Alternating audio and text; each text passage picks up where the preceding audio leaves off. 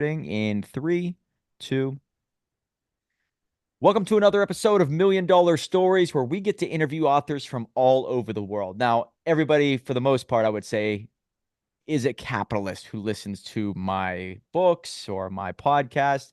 And I think we may have someone who agrees with us on a lot, maybe disagrees with us on some. And so it's going to be an interesting conversation. The book that we're talking about today is Liberalism's Last Man, Hayek in the Age of Political Capitalism.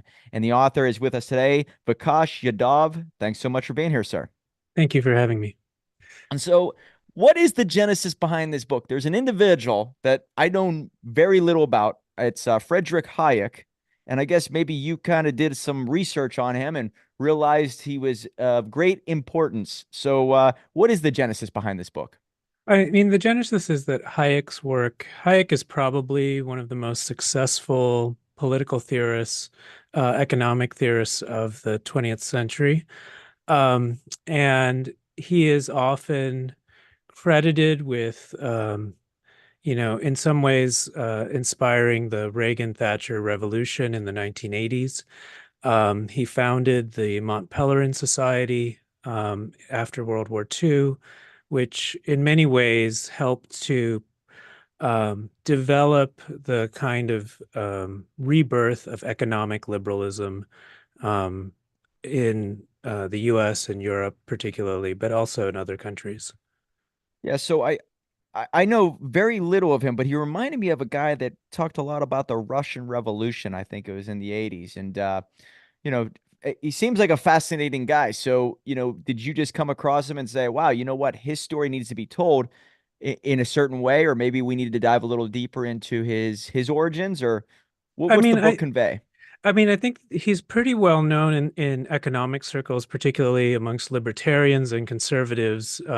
Most of them have heard of The Road to Serfdom, which was one of the top-selling books in economics in the 20th century. So it was a very impactful book, especially during the Cold War, and it keeps cropping back up on bestseller lists. So it still hasn't gone away as a major text. So I think if you're trying to understand, the turn away from Keynesianism in the late 70s and towards neoliberalism starting in the 1980s. Hayek, along with Milton Friedman, are two of the most important thinkers to work through. So I usually teach a class on either states and markets or neoliberalism. So I've always been kind of working on his ideas, but I felt that my students were making progress with Road to Serfdom, but might need a little bit more background and insight into what's going on. And there are a lot of really good biographies of Friedrich Hayek. So I didn't want to write a biography, but what I wanted to do was to work through the Road to Serfdom and try to show my students why these ideas, which were so important in the Cold War, in defending free markets, would also be important in the 21st century, in the Asian century, as China rises, Vietnam rises, Singapore is doing great. So it's kind of what is the reason for supporting economic and political liberalism, liberalism understood with a small L, as Yes, the so that's. I'm glad you made that distinction. That's yeah, important. as the founding ideology of the United States, and also an ideology followed more or less by Great Britain and several other countries. Well, I'm glad you made that distinction because I'm just going to pull up something here. When we hear the term liberals in our circles, it does kind of paint a picture of somebody who is big into government control and against free enterprise. But if you just pull up what is liberalism on Google, liberalism, willingness to respect or accept behavior or opinions different from one's own. All Mhm. right. That makes me a liberal. All right. So, Yeah. and then there's another aspect of it, a political and social philosophy that promotes individual rights, civil liberties, democracy, and free enterprise, which Yeah. also makes me a liberal. But somewhere along the lines, This term became very left leaning. And so liberals mean government control, you lose your rights, you don't have free speech. What happened there? Did this all begin back in the 60s and 70s and all of a sudden now it's a whole different meaning? Yeah, I mean, it might even have an earlier origin, but it's definitely one of the things that Hayek complains about in Road to Serfdom is the way in which the language of freedom and liberalism in his time had been taken by socialists, but also the way it becomes distorted in the American vocabulary. And he argues that, look, there's a reason that these noble ideas from European liberals become co-opted by all these other groups. And it's that they're very persuasive. Like, I mean, people like the idea of individual freedom. And so Hayek tries to show how, socialists use the word freedom quite a lot, but they have a very distinct understanding of what freedom means compared to someone like, of the Austrian school like Hayek. And I'm just looking through his Wikipedia page. He got the Nobel Peace Prize, I think, in 91 before he died, it looks Yep. like. So yeah, I'm just gonna read off a couple of things, guys, so you know we would actually really like this guy, right? I think he didn't like to be called a conservative, it looks like, but he did like to be known as a classical liberal, right? Is that how he was? Yeah, I think he has some issues with conservative thinking because, I mean, it's different in the American context. Now, I mean, he does eventually move to Chicago, but, much of his youth is spent in Austria watching, Germany moving towards fascism as a young man. And Mhm. then, he goes to the London School of Economics and from there to the University of Chicago. Um, and the in the American context, conservative means something different than it does in other parts of Europe. And I think what he is concerned about is conservatives in general don't have, in the European sense, don't have much of an agenda. They just are reactive to the transformation of society and wanting to slow down change. And what Hayek is pushing for is a return to liberalism, which is a championing of individual rights, of freedom, of the free market. And those are somewhat different in the way European conservatives talk about these things. So he wrote The Road to Serfdom in 1940, it looks like. Is that right? Yeah, 44, yeah. 1944. Okay.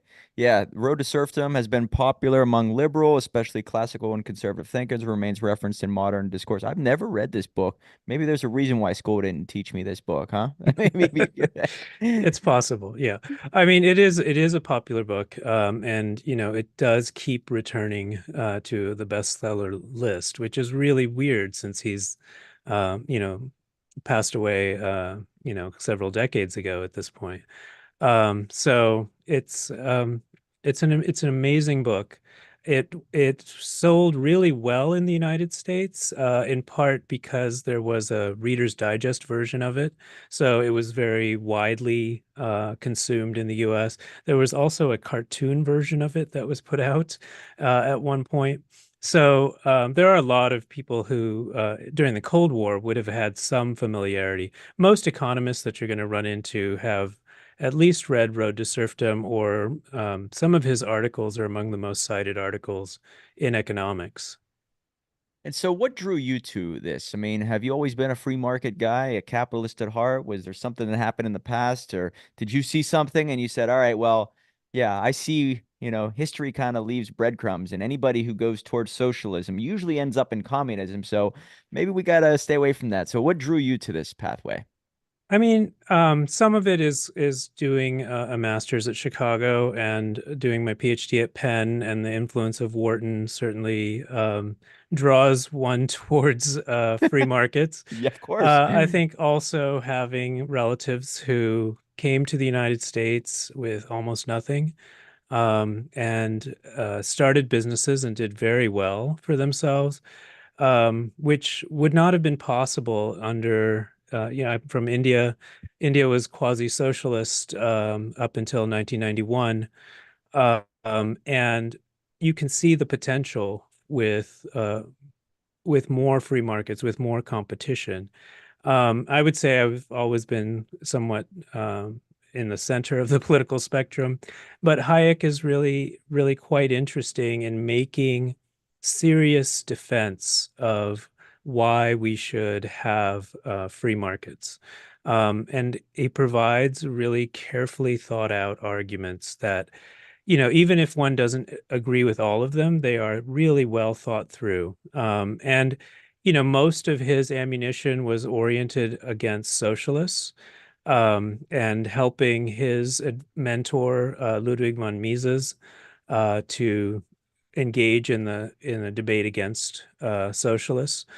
But those ideas are particularly useful today when the US and much of the liberal world is challenged by the rise of China and the rise of other countries like Vietnam that look towards China as a model. I mean, China is capitalist for sure, but its form of authoritarian capitalism really forces Americans and Europeans to ask the same kind of questions that they were asking during the Cold War, which is, what do we actually stand for? And that takes a lot of introspection. That takes, because if the only thing we stand for is making money, you can make money in Hong Kong or you can make money in China. You could certainly make a lot of money in Singapore. But what Hayek is trying to do is to make a case for why individual freedom matters more broadly. And of course, it's nice that freedom also allows for coordination and prosperity. But he's trying to make the case for that freedom, and he's particularly trying to say why alternate forms of economic organization, even if they say they are oriented towards freedom, don't deliver in the same way. You brought up the Milton Friedman. How much Mhm. did he share the exact same philosophy with him? And what would be, I mean, what is Hayek's point of view on us being removed from the gold standard, or even the creation of the Federal Reserve, and even the ability to just keep printing at will? Can you kind of outline? Yeah, Because I know where those Milton are stands. Where does he yeah, stand? those are a lot of good questions. I mean, Friedman and Hayek were good friends. I mean, Hayek was also friends with Keynes. He's kind of a soft-spoken, friendly person, but I would say ideologically, he and Milton Friedman were very much on the same page in terms of ideology. Where they differed is methodology. I would say Milton Friedman was much more quantitatively oriented, much more willing to use large aggregate statistics, whereas Hayek is from the Austrian school and is more skeptical of using aggregate data. I mean, certainly both would have some issues with demand management. So I would say the two are very sympathetic. I mean, I was just reading uh, Friedman's book the other day, and he cites Hayek quite liberally. So Oh, wow. uh, I think the two got along very well. In terms of the Fed and money supply issues, what Hayek is commonly associated with today, he wrote a book called Denationalization of Money. So he's associated with Bitcoin and a lot of these efforts to create some monetary discipline by developing a currency that is not tied to a central bank. Fiat currency. Yeah. Right. Right. I mean, he's thinking about this much earlier before a lot of the technology of blockchain made some of this possible. But I do think what he's favors would be a bit more discipline in monetary policy. I mean, in Road to Serfdom, he says there are times when, if your choice is between social policy or monetary expansion, he could see a case for monetary expansion, especially if you're in a recession. But I think in general, what he's arguing as an economist is there's a kind of impatience with capitalism. There's a kind of desire to manipulate money in order to um, smooth out the business cycle or accelerate economic prosperity. And the Austrians are pretty well known for having a kind of austere attitude towards financial crises, of allowing the system to reset itself instead of trying to build a larger government and to try to bail out market actors who have made unwise decisions. So there's a deep stoicism in Hayek's work. Most people would say, well, that's impractical, but part of the reason Hayek keeps coming up is every time we have a financial crisis, people return to Hayek as an alternative to the direction we seem to keep going in. Hmm. Wow, yeah, I guess yeah, he shares our beliefs then. I mean, so he was totally against them just resulting to printing money at any turn, right? I think that just leads to corruption.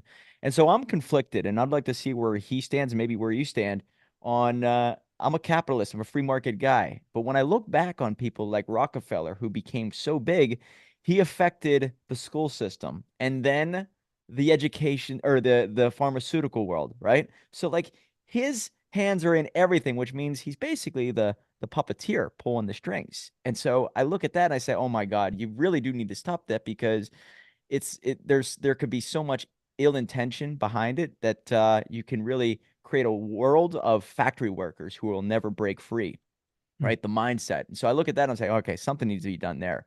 But does that make me some type of regulatory maniac? I don't know. But then I see companies like BlackRock, and when they get into buying up all this real estate, it's like they have the resources to come in, pay top dollar for whatever, and therefore the individuals, the entrepreneurs, the people I really fight for, do not get the benefit of it. So I don't know.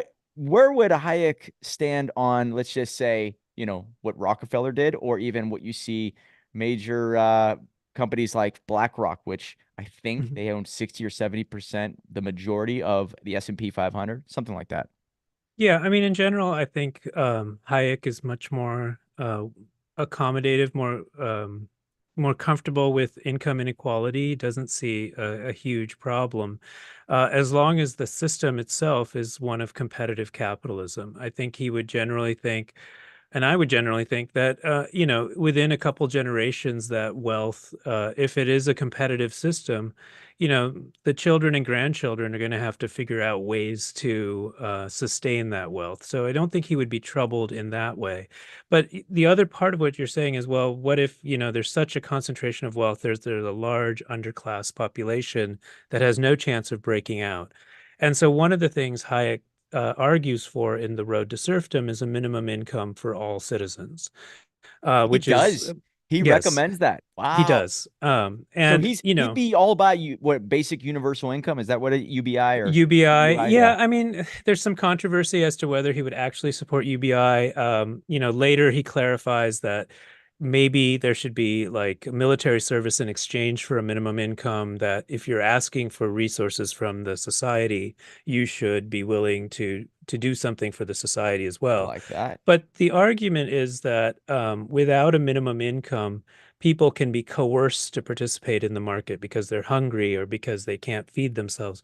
So, in societies that have a certain level of wealth, he would argue that we should provide at least enough universal basic income, or at least a minimum income, in the sense of enough food, clothing, and housing, right? And there should be some forms of social insurance for things that people cannot protect against, like natural disasters. So, I mean, Hayek is adored by libertarians, but there is a little bit of complexity in what he's trying to say. The main thing is the market should be a realm of freedom, and your participation in it should be done freely. It shouldn't be because you have no other choice. And honestly, I'm one of these proponents of UBI, and I think that there's a lot of people who would try to be entrepreneurs, who would try to maybe start a rock band or write that book, and that we as a society would benefit if people weren't just kind of forced into kind of pointless jobs that they don't really care about.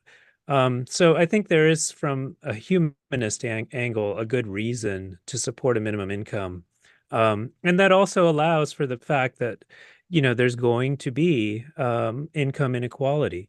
But if everyone is taken care of at a basic level, then you don't have to worry so much about who has an extreme amount of wealth.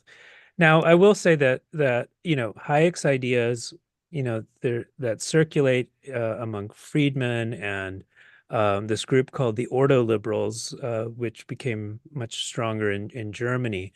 Hayek he's kind of in between some of the more libertarian types and the more conservative types. But in Europe, they would have said, well, you need the power of the state to really work to maintain free markets. So you have to break up monopolies. You have to ensure that there is a competitive free market system, that they're much more concerned. And I think Hayek's friend Friedman would have said, well, if we have a choice between public monopolies and private monopolies are better because at least the power isn't concentrated in the government. So, Friedman would have been happy with these corporations having a pretty strong concentration of power. In fact, what Friedman says is we tend to focus on just the very large corporations, then we see monopolies everywhere. But if you look at the market more broadly, you know, like 90% of your interactions are with probably small businesses day to day, Hmm. right? And there's a lot more competition going on when you look beyond the major corporations into actual economic life in America. One of the reasons why I think my business was able to succeed was because I had the burn the ships mentality. There was no safety net, which really did bring out the best in me. And it's almost like a cat up against the wall. You're cornered. You fight better, right? You fight with all your might if there's no way of making your money any way else. So I think if you implement the UBI or BUI, however it's said, um, individuals will always have a safety net. And therefore, they'll always say, you know what, I'll start that business next week or next month. And so I'm good right now. And then, you give me $1,000, you give somebody on the street $1,000. What we do with it is really what matters. So some people will just spend it on liabilities, some people will spend it on assets. And it does come down to the financial literacy. And my only assumption is the people who are giving that money will not provide the information, the literacy of what to do with that money to create wealth, simply because I believe the system is trying to keep you reliant on it. And probably I would think that Hayek shares my sentiment that the bigger government gets, they want something for it. Most likely, they want your votes. They want your dependency on them. So that's good. Something I just want to touch on. You probably Yeah. share some type of agreement with some of that, right? I mean, I think Hayek is concerned about the growing size of government, particularly, I mean, he's looking, from the early 1900s, how the size of the government continued to keep growing. But in terms of, taking chances and being an entrepreneur, one of the things Hayek says about the market is that, the market has to be an area where you can fail. It has to have Yes. that possibility of taking risk and getting reward. But his defense of the market is, in fact, is that, every day you can start again. You can go back, you can fail and you may fail again today, but you can try again tomorrow. Right. And that's what he's saying about the free market is that what he's mainly concerned about is, socialism where the market and the economic power and political power get concentrated and then your choices become narrowed, right? So in part of the defense of why we should allow extreme income inequality is that income inequality advances the range of choices. And usually, the super rich engage in things that we in the middle class might think are, kind of silly and a waste of money. But a lot of their idle toys gradually filter into the rest of society, right? Their Right. fancy Lamborghini eventually becomes not really that much better than an ordinary middle class car. So it's partly to push those frontiers to expand the range of choices that individuals have. Um, I mean, we can be a little bit critical. Sometimes Hayek is being very polemical in his arguments.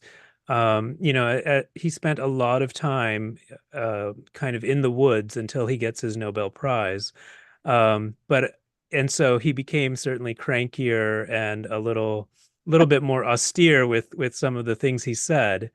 But I think the general thrust of the message is, that inequality may be troubling to us on some moral grounds, but there are strong reasons why that inequality helps to advance civilization, helps to push us to try new things and broaden the range of choices that we can experiment with. Yeah, I'm glad you brought that up. I think inequality, growing inequality is not a bad thing. I really don't think so. I mean, if you see the Elon Musk, the Jeff Bezos, right? And people I don't even like at all, like Bill Gates, all right? They created Microsoft Word. Jeff Bezos created Amazon. Elon Musk is out there doing unbelievable stuff. He helped create PayPal. And if you ever looked into the origins of PayPal, the PayPal mafia, right? I think 11 or 12 people that helped create it all went off and did amazing things and created way more wealth elsewhere. Mhm. But those people who build that stuff, right? It's a rising tide brings up all ships. Let them do what they want to do. And as long as they're helping the world become maybe more efficient, more productive, who cares what they make? I think the average income in 1950 was like $3,000. The average income now, I think in the United States, is like $63,000. Mhm. So obviously something is working. And I think that anybody who grows up saying, well, what about them? What are they making? I really want to worry about them making less so I make more. You have it backwards, right? You only, and I think there's that law of physics where, every action has a reaction. If that's true, if you're not getting something, you have to really focus on what you're putting in first, right? So Yeah. stop worrying about what other people are getting and start worrying about what you are giving. And I think that will change everything. So Yeah. go ahead. No, I mean, I was just what that made me think about is a section in a book by Martin Wolf. Martin Wolf is one of the chief economic writers at the Financial Times, and he talked about three different kinds of inequality. And you can imagine one in which, the rich are getting richer and the poor are getting poorer. The rich are getting richer and the poor are basically flatlined, or the rich are getting richer and the poor are getting richer, but just not as much, right? And Yeah. so we need to kind of think about what is the type of inequality we have. And only the first one is really the most dangerous, which is when the poor feel like they're getting worse off every year and the rich are getting much, much better off. That would be more of a problem politically down the road. What we've had since 1980 is kind of, for the lower middle class, a lot of wage stagnation, especially for people who work in unions and work in blue collar jobs. Hmm. And so for 40 years, you've had a pretty stagnant wages in real terms for those people. That's not the worst situation, but it's a situation where, we should try to help where we can. Those are more about the effects of globalization. And what we have is a much more competitive world with globalization. So we have to think about um, what to do in those cases. I think Hayek would probably be okay with it. I think most political economists think, well, you might want to try to figure out how to make sure that those at the bottom end of the wage scale in the U.S. and in Europe are taken care of at some level. Um, but we're not in the worst of all situations where people are getting poorer while one group is getting richer. So I think people need to think in terms of these perspectives. So I was able to look at some stats of individuals who worked for small businesses like in the 1800s as compared to now. Mhm. And it looks like it went from like 95% of people were a part of small businesses down to, I think we're almost at the 50% mark, and it's dropping every year. My philosophy is in order to fix pretty much anything, it all goes back to think like an entrepreneur, be in control of your finances. Wherever you see chaos, there's usually opportunity. So lean into that. But basically, not be reliant on the government or big corporation because then you lose your identity. You also lose freedom. So I say think like an entrepreneur. Do Do you agree with that? Or is there anything that Hayek shared within his book that says, here's how to implement more entrepreneurial possibilities, or one way to increase the environment, the marketplaces for more people to become entrepreneur like? And if that's the case, do you have any recommendations on how that can happen?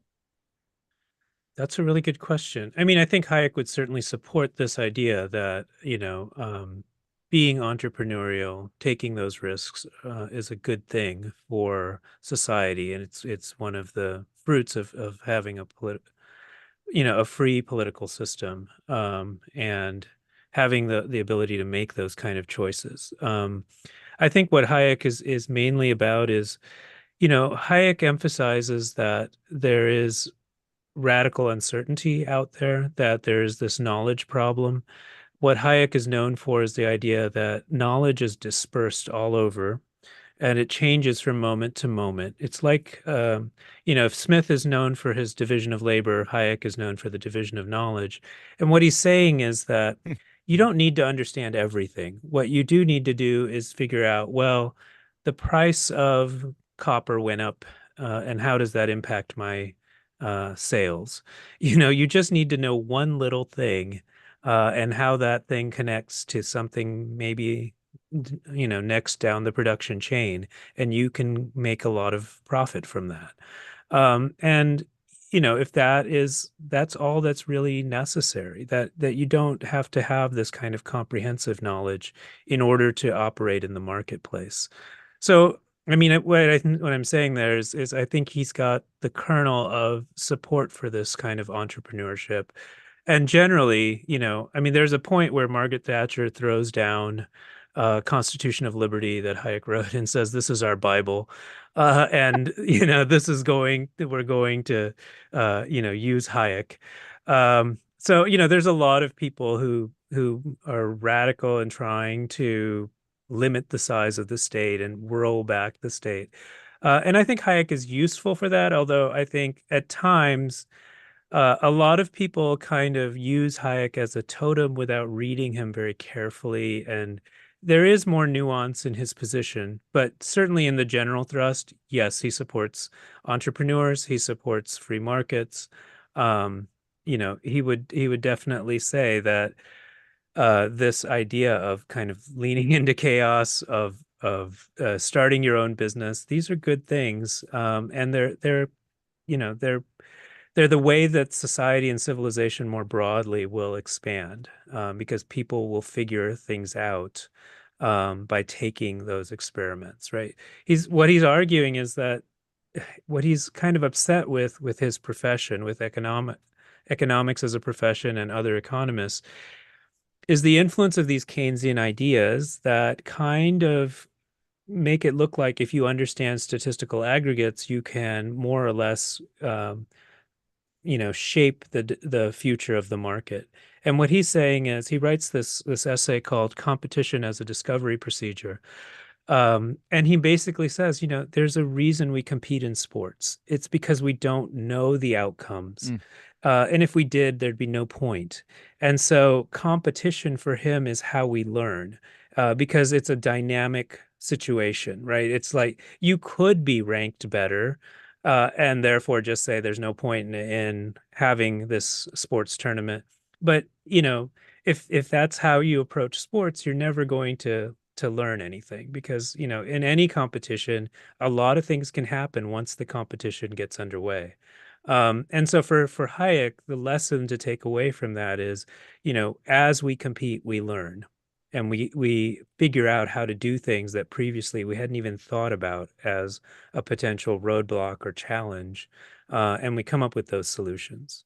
Man, that's a great point. Competition does bring out the best in us. And, people who fail, they usually blame the world, right? But what if that failure is just the price you pay in order to obtain the skill set required to get you to the next level? Then all of a sudden you can reframe every loss and say, wow, that's that's what I gained from that. Thank God that loss happened. And that's how I look at a lot of losses.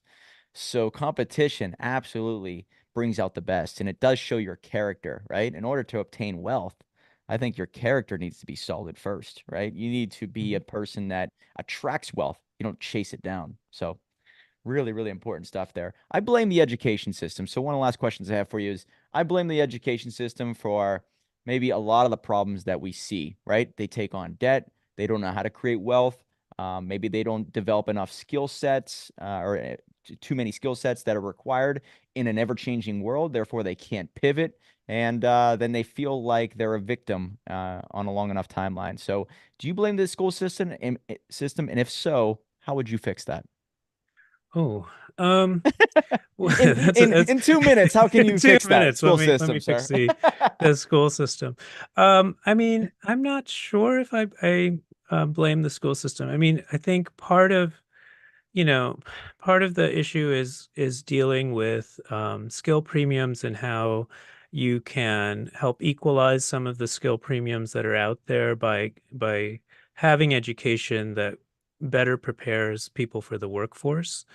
Um, and I do think for small L liberals, from Adam Smith through Hayek to the liberals of today, like Peter Botka and others, um, I think education is critically important because if you believe in human freedom and human dignity, it is society's responsibility to make sure those individuals are prepared to participate as citizens and as productive economic actors.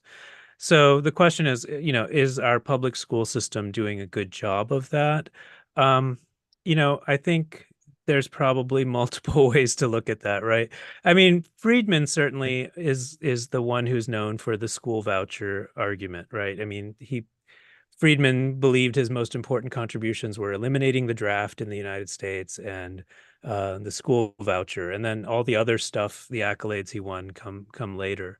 So I think Hayek doesn't say as much about the school system and what needs to change, but there you could turn to Milton Friedman, and Friedman certainly says the issue is giving people a certain amount of choice.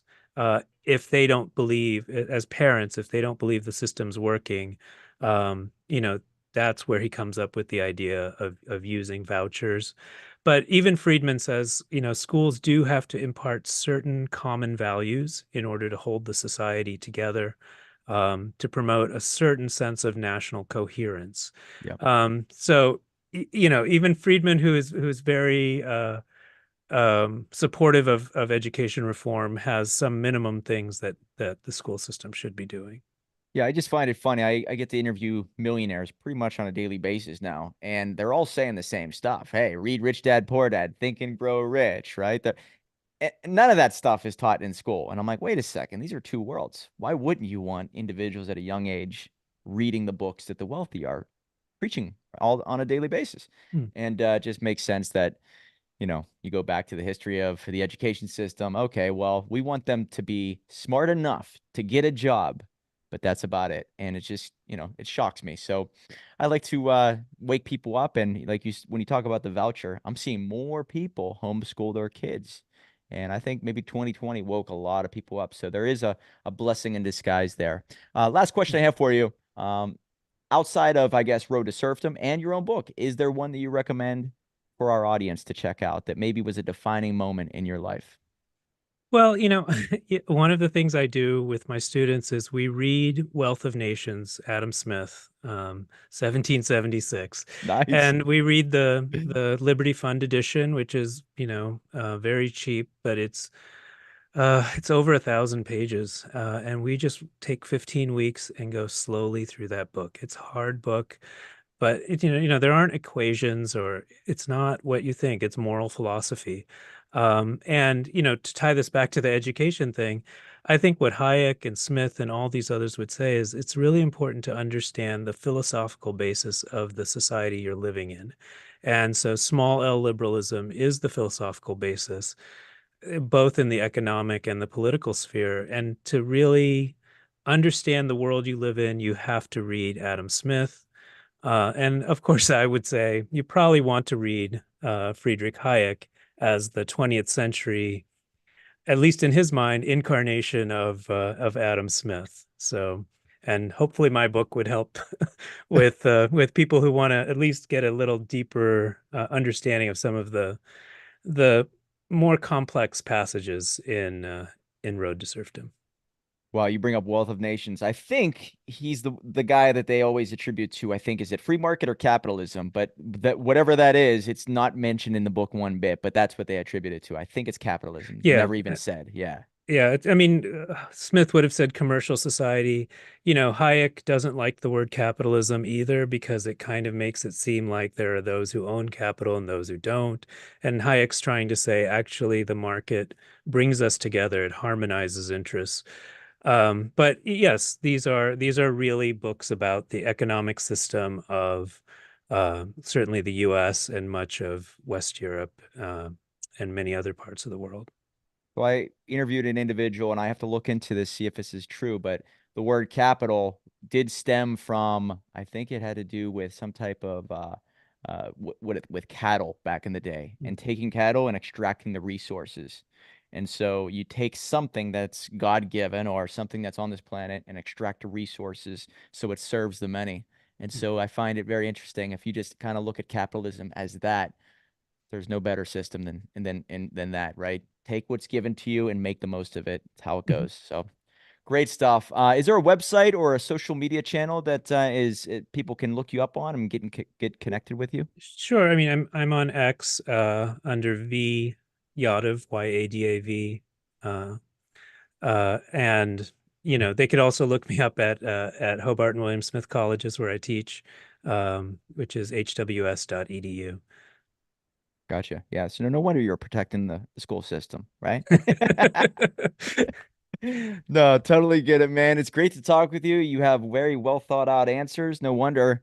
When I talk to professors, I'm always a little bit weary on or leery on how they're going to navigate the conversation of capitalism, and it seems like you have not lost that ability to communicate how important it is. So your students are very lucky, but it's great to talk with you. Vikash Yadav. The book, guys, is called Liberalism's Last Man, Hayek in the Age of Political Capitalism. Really appreciate your time, sir. Thank you, Mike. It was a pleasure to be on here. Remember, guys, $1 million book will lead to $1 million life.